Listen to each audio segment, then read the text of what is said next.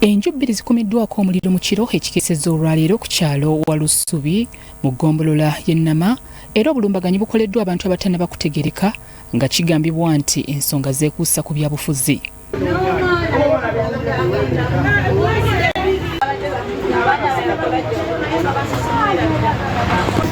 Samuel Taka tumusanze mu kifo w'abadde akolera nga kyonna kisaanyiziddwawo omuliro, ennyumba ye ng'eyiddeko oludda wamu n'okwasaayasa amadirisa ge.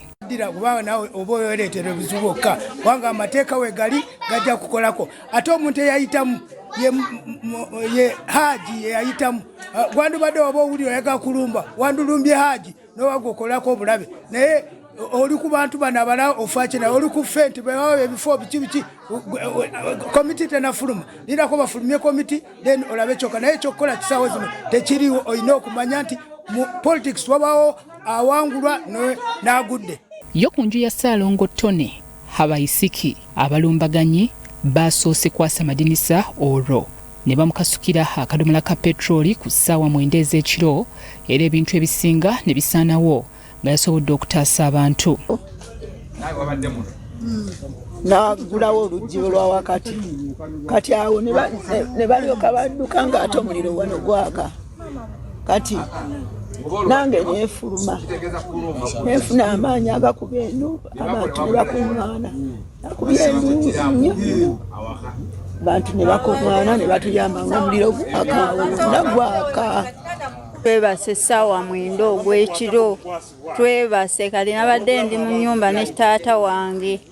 awulira baasoose koona dinisa luggi n'agamba ababbi batulumbiridde essaawa 9 okuzuukuka waati yeetooloola waati lengera abantu abaganga bakoleezezza ennyumba etetya omuliro kwe kuzikiza ate tebaakomyeko essaawa y'emu ne bookya n'ewa Ssaalongo Tone yali yeesimbyewo ku bukulembeze bwe LC naye abatuuze balumiriza nti obulamu bwabwe buli mu bulabe kubanga waliwo abantu ababatiisatiisa olw'abantu be baawagira mu kulonda nga byabufuzi ebintuusiza ku ekyo. Obadde muwulira abeewera era nga tuwulira beewera bewerera tujja kutya omuntu tujjako ki nga ffe n'effujjo tubiwulira naye nga tusirika tugamba nti batiisatiisa tugamba batiisatiisa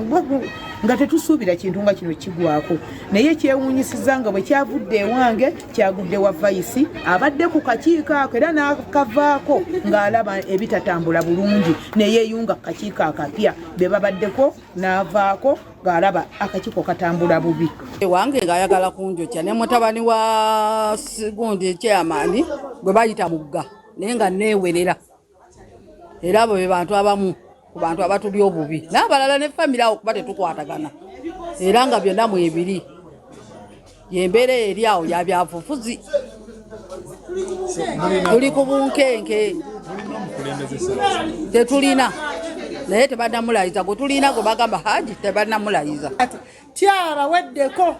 tyaba ffe tuli banyivu ku lulwo olw'ensonga ffe tyaba tuli famire emu okitegeera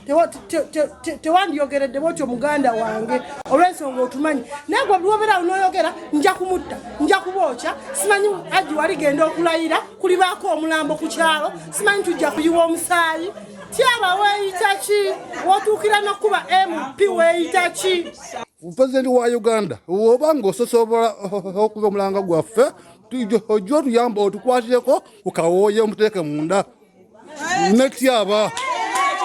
Kansala w'omuluka gw'e Nawajjolo Aisha Luyolo avumiridde embeera y'effujjo lino alumiriza ng'abakulembeze ababaddeko bwe babadde emabega w'effujjo lino era n'asaba bekikwatako okuyingira mu nsonga eno. Kuwakanya muntu abadde yeewerera naye ng'era tyaba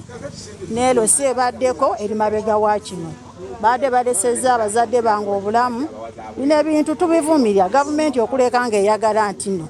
abantu bettebwesi kino kikwowoola gavumenti eyingire mu nsonga zino. Okulonda kw'ekyalo Walusubi kwaggweera mu kwekalakaasa na kuyiwa musaayi oludda lwa Ronald Kawooya eyali ssentebe nga luwakanya obuwanguzi bwa Haji nga kino kyawaliriza poliisi okukuba omukka ogubalagala wamu n'okukwata abamu ku bantu abaali beenyigidde mu keegugungo. Bya Eric Yiga ku Salt TV Omunyo. Download the Salt Media app from the Google Play Store and the Apple App Store.